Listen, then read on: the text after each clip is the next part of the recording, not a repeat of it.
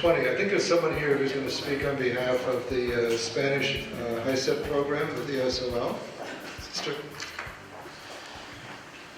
Hi, my name is Sister Eileen Burns. I'll be speaking a bit later, but Notre Dame Education Center has a signed memorandum agreement with Lawrence Adult Learning Center, and I want to speak on behalf of their innovative HiSET program. So HiSET used to be known as GED, and the sad fact is that in Lawrence, a majority of the residents over 25 years old do not have a high school diploma. The program that Lawrence Adult Learning Center is offering allows people to take the math, reading, writing, science, and social studies exams in their own language.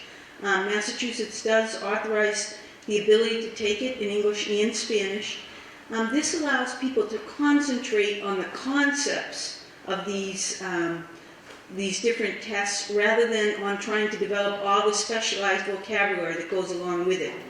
However, to supplement that, in order for them to be productive residents of the city, anyone enrolled in this program is also mandated to take ESOL instruction an extra 2 evenings a week. And so it allows people to get their high school equivalency, formerly known as GED, while progressing in their language. This proposal asks for 2 classes of 15 students per class. And statistics do tell us that a high school diploma makes a big difference in economic opportunity. It also is required in many jobs. In order to get a job, they require a high school diploma or a high school equivalency. And so this allows people to have some economic progression, allows them to also get some English. And I know we offer an English high school equivalency program when we test people to do a placement test, and we know that it's not possible for them to take and learn that amount of information in the amount of time it would take.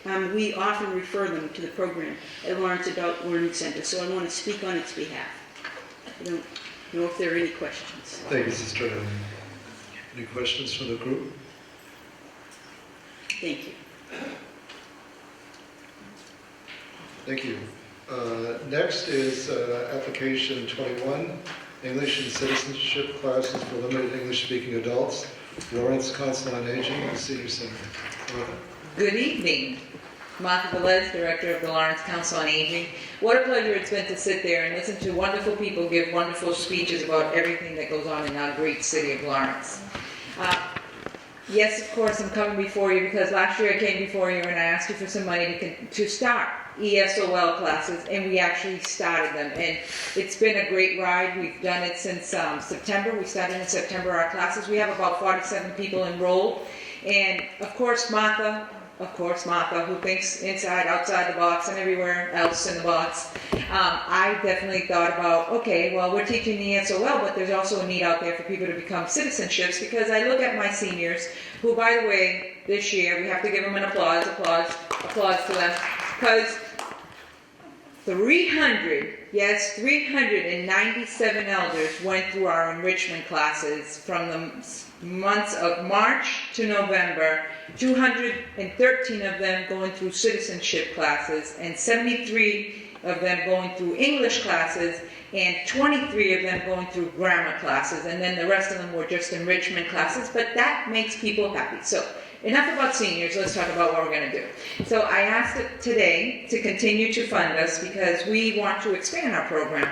We saw the need, we took the need into our hands, and we see that it's a growing learning experience for us, so we have two classes. One on Monday and Wednesday, one on Tuesday and Thursday, and of course when we brought these classes, we took it from the Learn English in Lawrence, and that's a coalition that the mayor brought together of about 23 organizations to look at the seats that are needed in the community to teach English in our community. As being one of those partners, I am not an educational institute. I'm a social service agency, but we do educate to the lower level of English, the starting level. So I partnered with the Adult Learning Center and Notre Dame, they've been my mentors, and I thank you.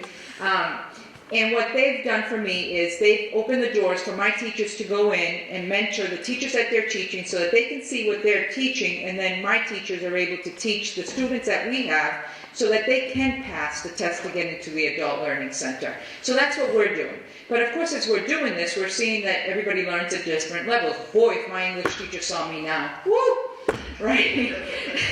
They'd be clapping. And what we're trying to do is just say, okay, let's break up the classes and continue to bring people in. So what we want to do is, boom, Martha's like lit up, and I'm like, all right, well, we haven't done anything for moms. What about moms that have to go to, pick up their children in at night? I used to be there, have to cook dinner, wash dishes, do everything else. We need to do something for them. So I'm thinking, like, in this next bunch of monies that we hopefully all will share, is say, let's run an afternoon mom hour English class where like moms could go between the hours of either 11:30, and it's really about what the needs of the community are. It's not my needs, I listen to the community, what they tell me is what I will put in place. So let's do something from 11:30 to 1:30 or 12 to 2 before they have to go pick up their children, they have enough time to take their children. And we take people from the list. So there's a list that Lawrence Community Action Council mentioned, about 1,800 people. That's a list that we're all working from. So we go through the list, we see people, their ages, their needs, their wants, and we pull people from there, and that's the people that we call, and then we ask them, do you want to come to the senior center? Yes, no, okay, you go somewhere else. So we're all pulling from the same list of people trying to meet the needs. And that's where we're at today. I also want to add another class because I found that the basics that we started was basic. Now they're going into basic 1. And if I need to, I'll go to a basic 2. And my ultimate goal is to also turn my computer lab into a learning institute for English classes, Rosetta Stones, whatever it is, but I'm working on another side to try to get new computers with better data programs. Great. Thank you, Martha. Any questions? Questions? So you had said you offer basic Yes. or below basic at certain points. It's actually basic, Yeah. but I have grammar. Oh, and I forgot to mention, I'm sorry, one more thing that I forgot to mention, which was really great, is with the money that I got this year, I also added some younger people in with our senior classes of English classes. So the basic, because we have grammar, English 1, English 2 for seniors. And by the time they finish English 2, they're able to have conversation, understand good morning, basic things. So is there any advanced classes past that, I guess is the question. I don't have that right now, but if I look at this list and we see that there's a big need for it and we get the money, absolutely we would make those adjustments. It's really working off the list of this great collaboration, which we have to give thanks to this mayor because he had vision. He really did. I mean, he brought 23 organizations to sit together and kind of discuss how we're going to test people, how we're going to teach people, what are the needs, and that we're not saying, I'm not saying I have 300 people sitting on a waiting list. You're saying you have 400 people, but 150 of those people are the same people. Now these are real, true people with real, true needs. So we all pull from that. So I guess the question is, for that collaborative, is it just one list that you're all working off of, saying this is the levels of the people and this is where we're pulling from? It is, and when people come in, like if somebody comes into the senior center that's not a senior, is looking for English classes, and says, I need English classes, I put them on that list. And then somebody calls them up, tests them, and sees where they belong. We have a little bit of a conversation so that I know if like they know English or they don't. And that's how it's done at the senior center. And it's done like that throughout, am I right? Yes. Right, sister? My partner, my mentor, Notre Dame. And so I guess as the filter, Yeah. in some ways, where do your students end up going? To the Adult Learning Center or to Notre Dame. So really, because we are neighbors, the Adult Learning Center and I, we are actually working really close. So our goal is to take the 40-something students that we have and be able to filter them into the Adult Learning Center. And meanwhile, continue to take, because then I might filter them into other places if there's a lot of need for basic English. So we're learning what they're learning, so our teachers can teach them what they need to be able to get in. Thank you. Never work in silos. Thanks, Barbara. Thank you.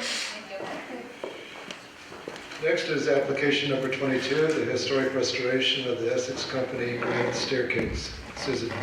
Good evening. It's hard to follow Martha Velez and that energy, but it's also hard not to feel good in her presence. So thank you, Martha. So my name is Susan Grafsky. I'm the executive director at the Lawrence History Center. We were founded as the Immigrant City Archive in 1978 by German immigrant Eartha Dangler. And so for 38 years, we've been collecting, preserving, sharing, and interpreting the history and heritage of Lawrence and its people.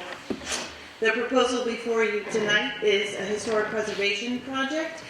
We are grateful for past support from CDBG and hope to continue to do good things with support from you. The project on the table tonight is the restoration and improvement of a side staircase, which has, with increased visitors to the History Center, gains more and more use, and so that we want to make it safe and more accessible for people coming to our center. And we're located at 6 Essex Street, right at the corner of Union and Essex, so very much an anchor to the downtown area. And so the appearance of our building is very important to us, and certainly to giving a good impression for those living in and visiting the center. So this particular project, while it will help give access to the building, it will also continue our efforts to restore our buildings, which are on the National Register of Historic Places. So this project, the staircase is not up to current code. The current rise of the stairs is about 8.75 inches, and we want to improve them by making them just 7 inches, and by doing so we would add an additional stair. Our current landing is about 18 inches, and standards would ask us to bring it up to a 4-foot landing. So while we're improving and changing the look of the granite stair a bit, we're also going to be using historic pictures. I think I did enclose with the application from our collection to help replace the railing to represent what it used to look like originally. Right now, it does not have the original stair handrail. So we're asking for support to help us improve that stairwell to gain safer access to our building and again, continue with our historic preservation efforts of the building. Did anyone have any questions? I guess I have one question. I'm a former member of planning board, so I know a little bit more about buildings than I should, I guess. I guess the question is, you said you're using granite staircases? Correct, yes. How slippery are those when it gets wet, I guess is the question. Is there going to be any security past just a guardrail walking up the stairs? The granite itself has a natural texture to it. It wouldn't be a polished granite. So it would have a texture that would allow for safe entry and travel on the stairwell. Thank you very much. Okay, thank you. Great, thank you. Application 23, Ampute Pera Ajimatat from the Centre de Foyer Familier.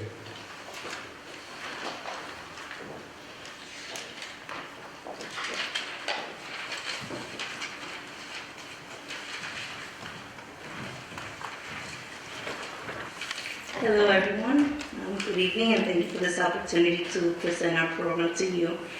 With us is Valley, and she's just presented a few pictures of the program so far. My name is Ulmari Melo. I'm the Executive Director for Hermanos que Ayudan in collaboration with Damaris Frias, who's the Executive Director of CAF, Centro de Apoyo Familiar. And today we are presenting our program, Un Puente para la Juventud, which translates to a bridge for the youth. And with this program, we are really looking to continue to offer the services that we have been providing. It's a fairly new program, but we have found it to be successful. And we really just want to continue to provide the support for our youth, mainly to decrease the dropout rates within the city. It has been improving, but we want to continue to be part of that improvement. And we want to provide resources to the youth so that could stay active and engaged within the community, and also provide support post-graduation. And we also want to help them develop into becoming productive members of our community. And through this program, we have been able to offer employment, at least for the summer, for 4 youth this summer, so we're very excited about that. And we want to continue to do that within our city. Some of the programs that we do offer currently, and we have in the past, our academic support. We were able to open a homework drop-in center, and also we were able to open our computer lab next to donations from the city. And we also provide community service opportunity for our youth. We have adopted the Skidville Park, where our students are able to help clean up. We've been able to do 2 to 3 cleanups per year, and as well as providing summer and fall sports program, where the youth, again, could have an outlet and stay active and become engaged throughout the summer. We believe this program is important because it provides support for our youth, it provides orientation, and it provides comfort and empowerment for them. Through the week, we have a weekly meeting with the youth where we're able to provide workshops for them, offering topics like financial management, time management, college prep, as well as emotional management. So we want to continue to provide those services for the youth. So with me today we have Idalis Vasquez, who has been a participant of our program. She has been part since the beginning, and we are very proud of her accomplishments. She was able to graduate and go on to college, and she's going to talk a little bit about her participation. She was actually one of the students that we were able to hire throughout last summer, so she's going to talk a little bit about her experience both in the sports program and also in the academic program. Hello, hi, my name is Adelis Vasquez. Puente de la Juventud has been such a blessing towards my life academically and personally. I remember going into my first year in college feeling nervous, and I had an English class where I had a lot of trouble in my writing, and I would go home, go to bed late, stressed so much. And I remember somebody talking to me about Puente de la Juventud, and they told me, oh, they have this homework center, you could probably drop in and go by. And I remember sitting in my car thinking, and I actually got to think that maybe college wasn't for me. And I remember going into this place where Romy, she was there, and she told me, oh, I could help you. And I felt I remember getting back my papers at the beginning of college. I would get D's on almost all my paper, and I would stress over this. And then after being part of this program, going every day for help in my writing, I came to improve. I went from a D to a B and then from an A, and it has truly been a blessing for me. I feel confident in my writing now, and it has been truly a blessing. I recommend it for our youth, and it's a program that our youth need to be able to succeed in college and personally. Thank you. Thank you. Any questions? How long have you guys been operating now? This is going to be our official 3rd year. 30. 3rd year, yes. How many staff member or people working? We have 4 full-time staff, mainly voluntarily, and so then the rest of the people that are on are volunteers for like the academic drop-in center. How many people are you serving right now? How many youth? We have served about 70 youth. 70 youth? Mm-hmm. And are you confident? That's good. Keep going. We're very proud of her. Thank you. Thank you. Thank you. Thank you. Next up is application number 24, Youth Recreation Education Project at the Greater Lawrence Community Boating. The applicant is the Greater Lawrence Community Boating Program.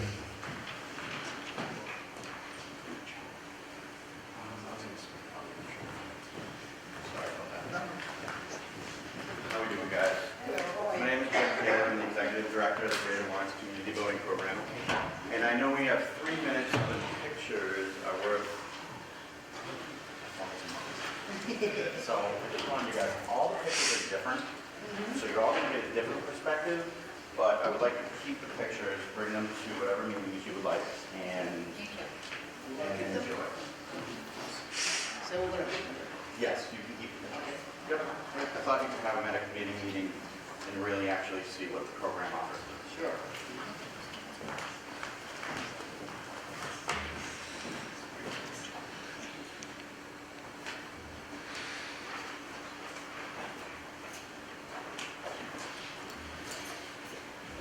My name is Jed Taylor. I'm the Executive Director of the Greater Lawrence Community Boating Program.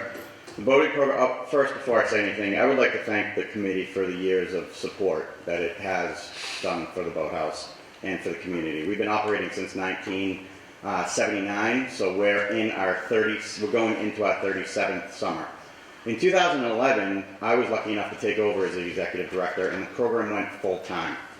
I'm here to ask you to help fund our 10-week summer program for youth and families of Lawrence.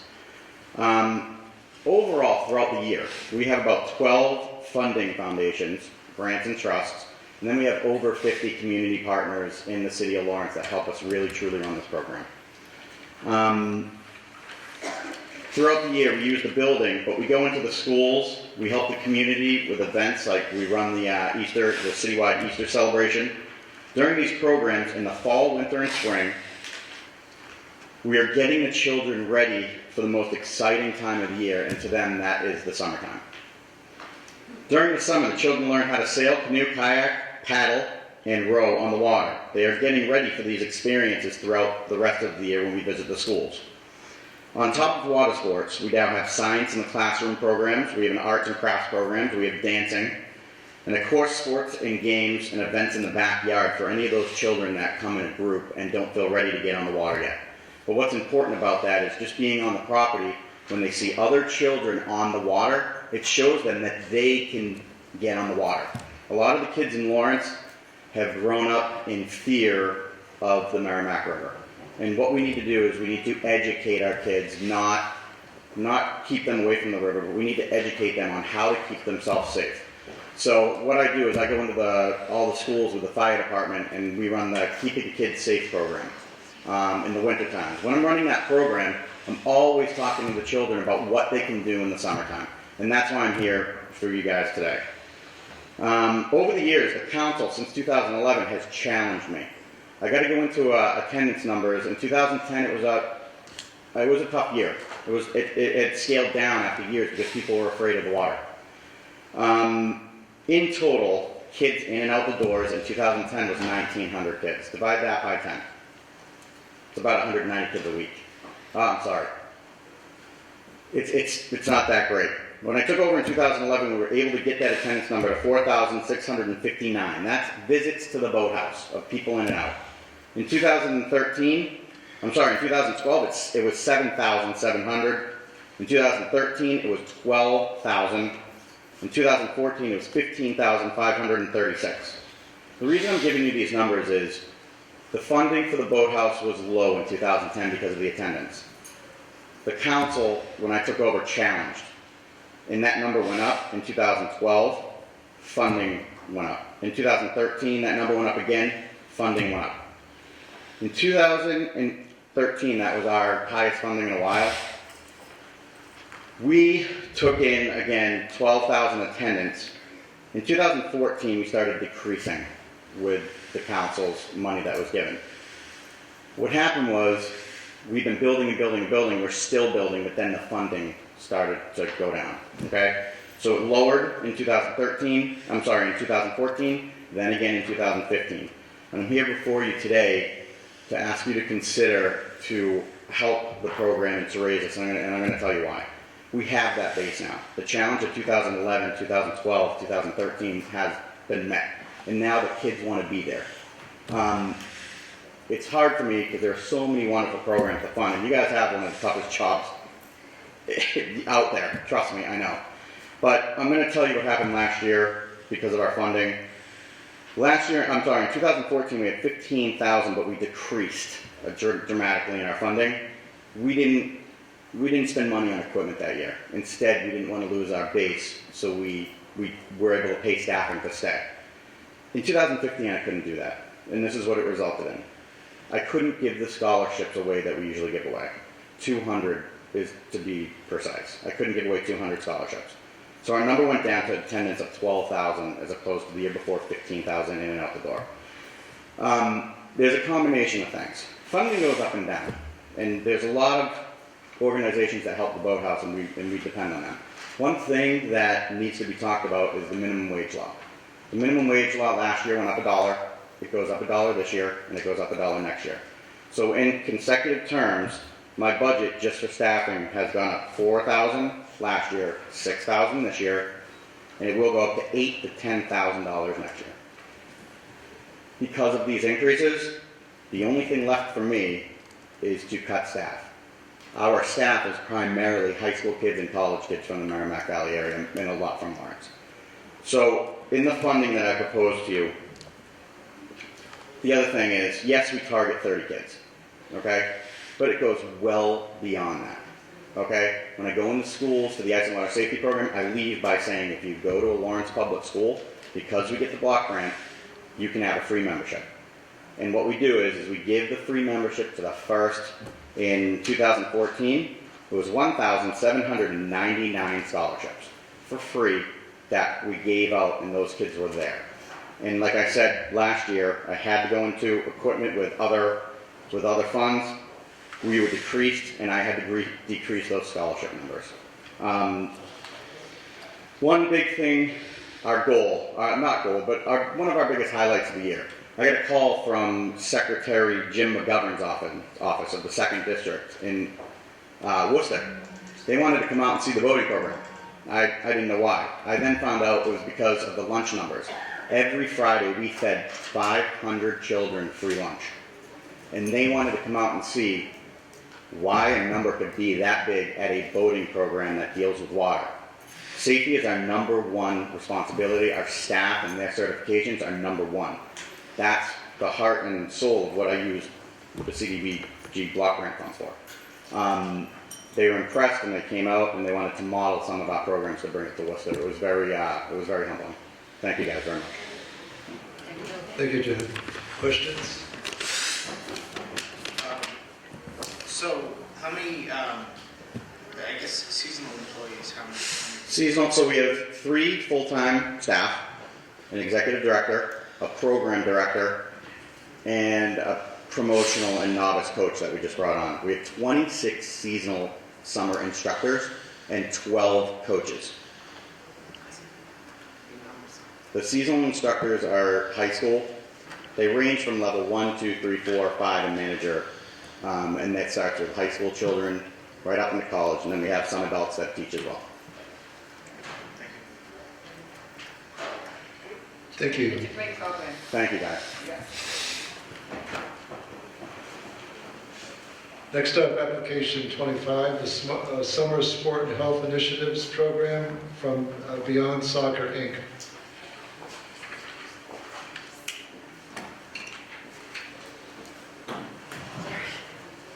I should have my soccer shoes on, they're flats instead of these. A couple of handouts here. Thank you.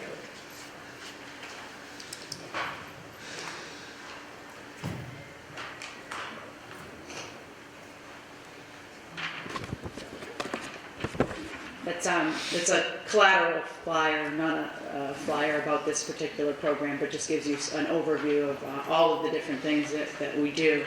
I'm Stephanie McCardle, the Executive Director of Beyond Soccer. Thank you for this opportunity. It's been some time since we've sought your support. That doesn't mean that we haven't needed it. When we got your support many years ago, our program, say, had about 100 kids, and we were sponsoring the city's first ever Lawrence Youth Travel Soccer teams. I'm proud to report that today our year-round programs are reaching 2,000 elementary, middle, and high school kids, including 8 travel teams this spring. It's going to be our largest number of youth travel teams, so please wish us luck. However, it's going to be a lot easier this year because of the beautiful cane field across the street here. So again, thank you for others who've been involved in that project. Okay, so in addition to our travel soccer programs, we run twice weekly spring and fall recreational leagues for 4 and 10-year-olds. We also partner with 8 public schools bringing important soccer, movement, and nutrition games to elementary and middle school students during their school day. By the end of June, we'll reach about 1,700 kids during their school day. When you factor in all the off-the-field health, leadership, and academic programs, we're pretty busy winter, spring, summer, fall. The main objective of our sport and health project, this request, is to provide students with a continuum of positive activity over the summer months that build on their school year experiences and school year progress, and on the flip side, help them head into the next year with new knowledge, interests, and skills. CDBG funding would support our soccer and wellness camp for 100 to 150 middle and elementary school youth. This 2-week camp, now in its 5th year, weaves healthy living stations into soccer play. It also gives our oldest high school students the chance to step into leadership roles, earning coaching stipends as junior coaches. In order to engage more North Lawrence youth participating in our school day soccer and wellness programs, we would use some of this funding to provide transportation for students participating in our programs at the Gilmet, Arlington, Bruce, and Lady schools. The balance of the funds will pilot a first ever Lawrence Sports Leadership Academy. We're really excited about this.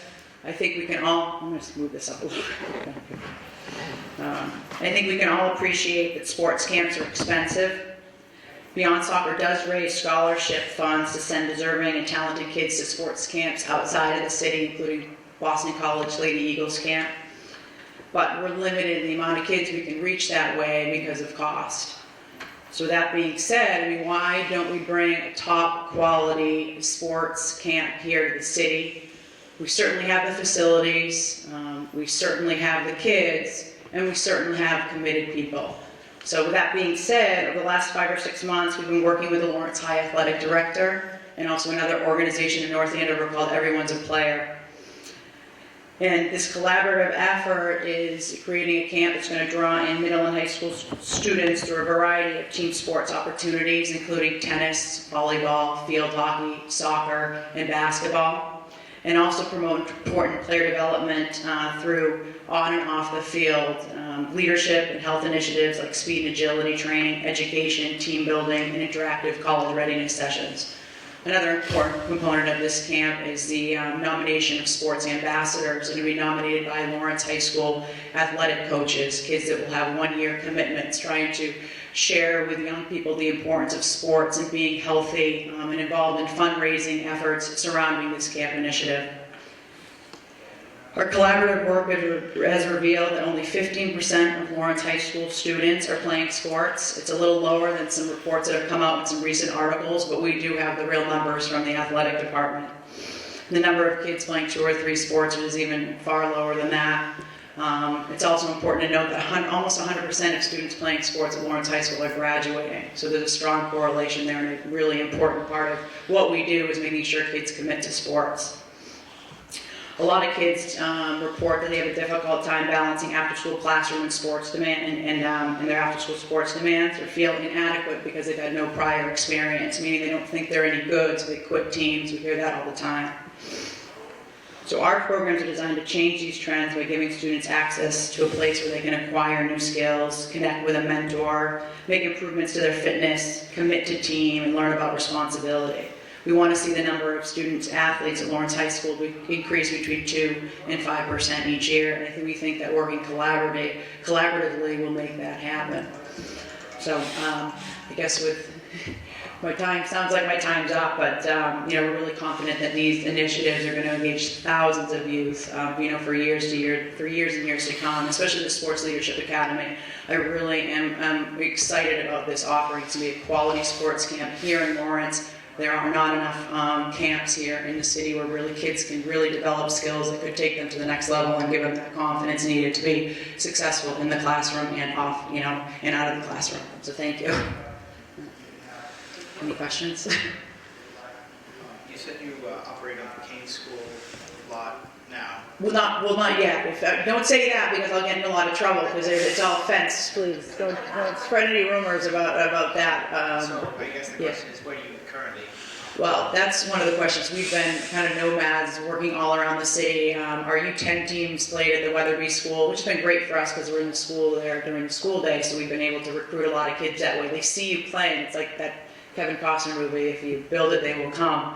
That's why we're really excited about the cane, because it's visible. We also play at the O'Neill Field, but unfortunately the location is great, but the field is used by a lot of folks, so it gets beat up pretty quickly, and the men's league plays on it on Sunday. So this field, from my understanding, is really going to be dedicated for youth sports, and the city needs more rectangles because there's other sports that we'd like to help develop. If we could, we've got a strong foundation with soccer, but field hockey is a growing sport in this city. Lacrosse is one that doesn't exist, but as many sports hooks as we can, you engage kids, and sometimes I say you almost trick them. They love the sport so much, and then you can expose them to other things that really help their growth and development off the field. That is really more important, but still, getting them healthy and moving and part of a team is the best thing.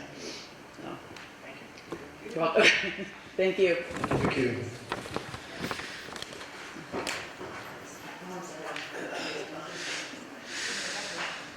Next, application number 26, ESOL at Notre Dame Education Center. Sister Oni.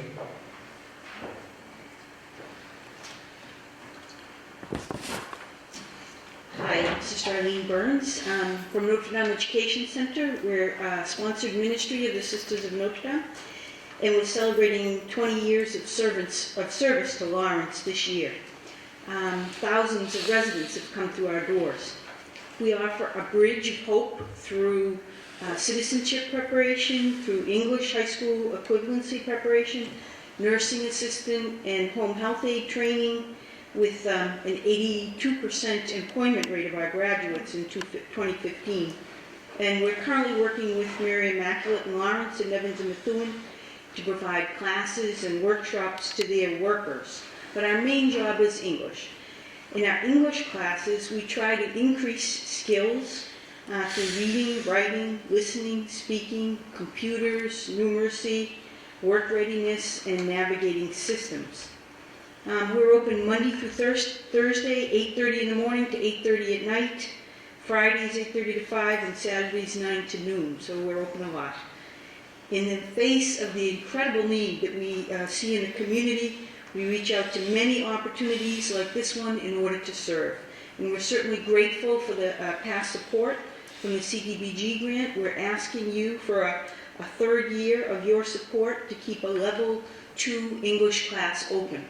Let me tell you a little bit about the class that you have been supporting this year.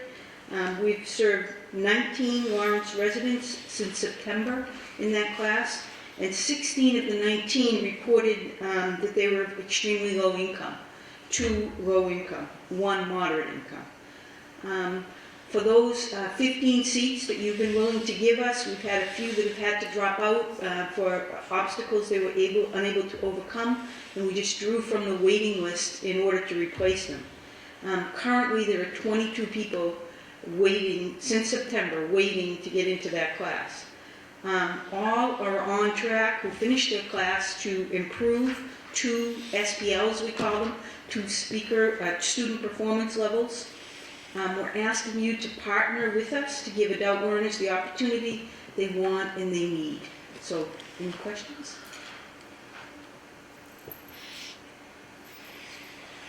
Okay, thanks so much. Thank you.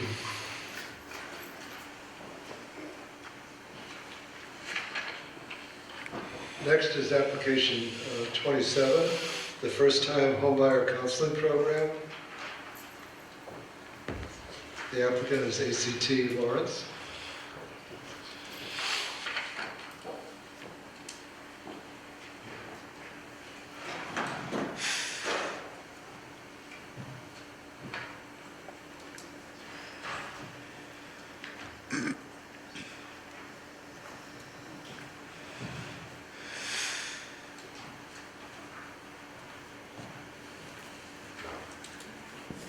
Hello, my name is Anna Luna. Can you hear me? Yeah, I think the microphone's on. It's off, right? Don't see the button. Yeah, press the button and hold it down, right? In the center. There you go. There we go. Can't see with or without my glasses. All right. Well, thank you for. Yes. Dave, why don't you take this one? Oh. Did I break the microphone?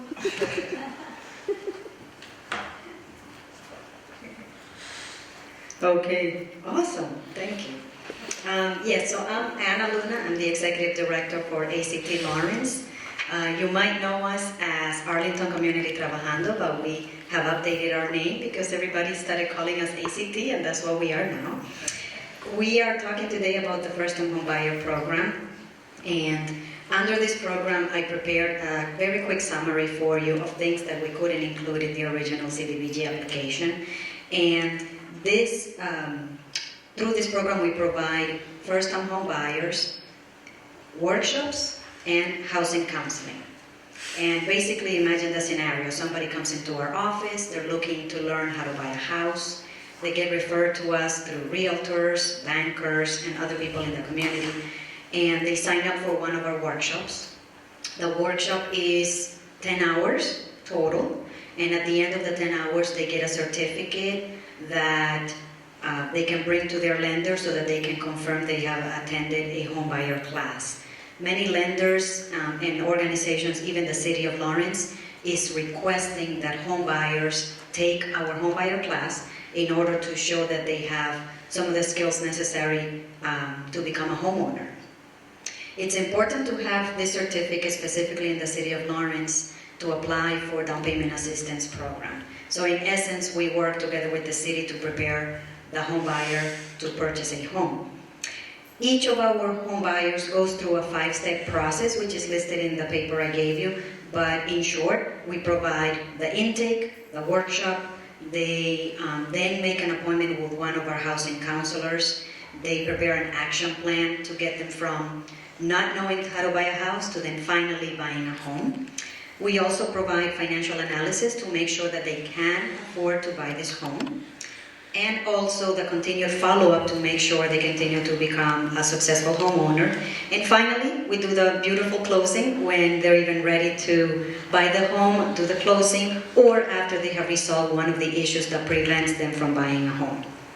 For this application, we're requesting $10,000 of support from CDBG funds, and we hope that you can continue supporting ACT Lawrence on this great opportunity, because our goal is to help at least 125 people complete the homebuyer classes and go through the process so that they can purchase a home. Thank you.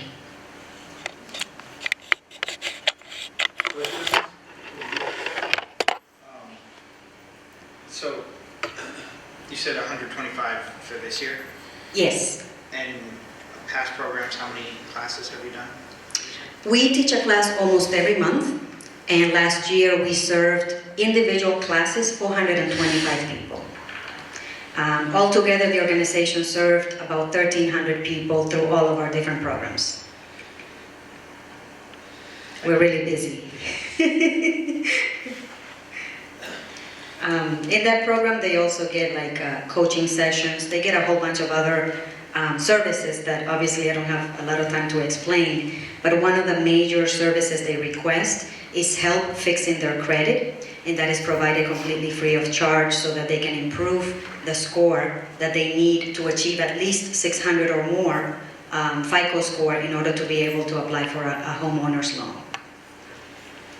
So what time the class? I'm sorry, I didn't hear that. Oh, the classes usually happen, thank you for asking, that's a great question. They usually happen on Saturdays from 9 a.m. to 2 p.m. However, we also provide the classes completely online, and they are both bilingual. So you can take the homebuyer class in your computer anytime, 24 hours a day, in Spanish or English. So for the online program, is that provided free of service to anyone? No, there is a cost to register for the class. What is completely free is all the counseling that they may require in order to achieve the goal of homeownership. Thank you. So I'm sorry, what was the website again? Was there online? Oh, the website for ACT is actinc.org, But in order for someone to take the class, they have to register in the office, and then we send them a special link that they need to access the course. You're welcome. Okay, next up, Anna, let me hand you the next flyer out. The next application is 17-28, the ACT Lawrence Youth Jobs and Leadership Training Program. Give me a moment.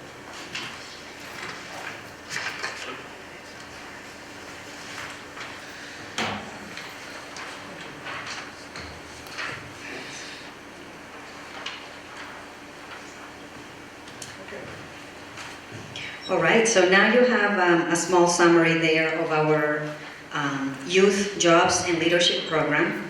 What we provide is every summer, we open applications in late May for any youth who lives in Lawrence, ages 14 to 22 to apply for a program. And what we do is hire up to 30 youth to participate in the program while they learn different skills, and they also do different projects related to those skills.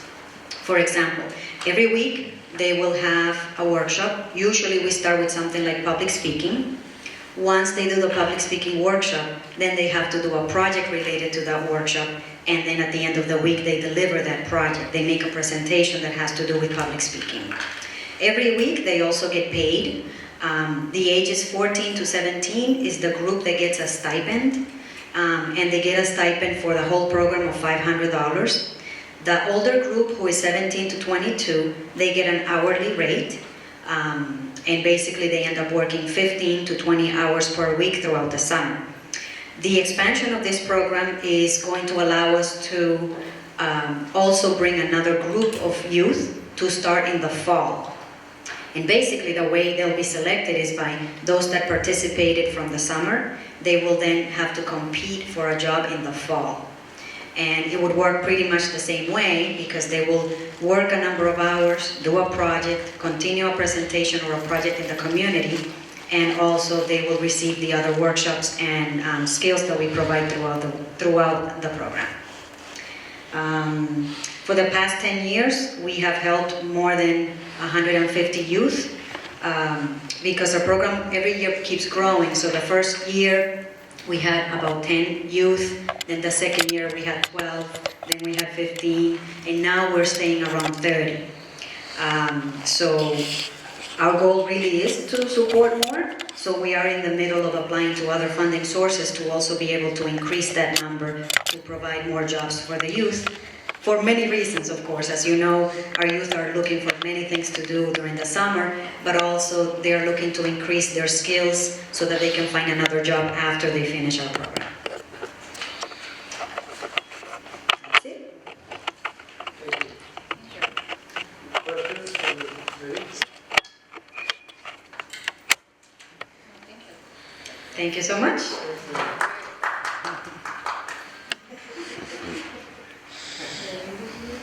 We should have one more. Is the YDO summer program? Not here. Not here.